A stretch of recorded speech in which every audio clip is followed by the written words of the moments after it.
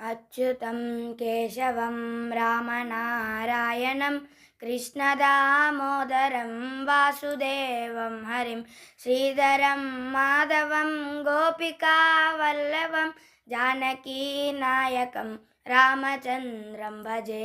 अच्युतं केशवं सत्यभामाधवं माधवं श्रीधरं राधिकाराधितं इंदिरामन्दिरं चेतसा सुन्दरं देवकी नन्दनं नन्दजं सन्ददे विष्णवे जिष्णवे शङ्किने चक्रिणे रुक्मिणी रागिणे जानकी जानये वल्लवी वल्लभायार्चितायात्मने कंसविध्वंसिने वंशिने ते नमः।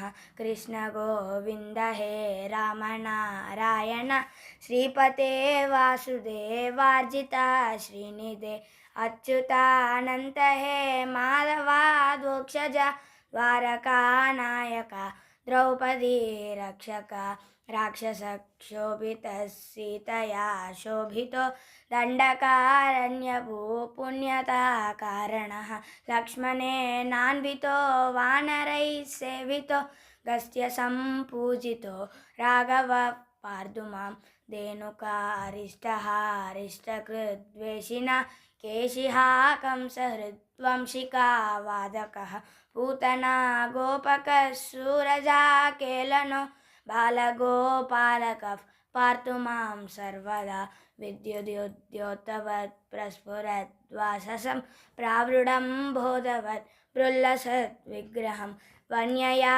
मालया शोभितो रस्थलं रोहिताङ्घ्रिद्वयं वारिजाक्षं भजे।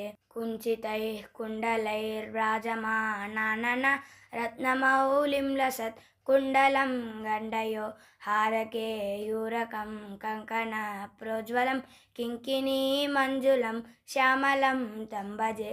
अच्युतस्याष्टकं यः पठेदिष्टनं प्रेमतः प्रत्यहं पुरुषसस्पृहं वृत्ततः सुन्दरं वेद्य विश्वं हरं तस्य वर्षो हरिर्जायते सत्परं तस्य वर्षो हरिर्जायते सत्परम्।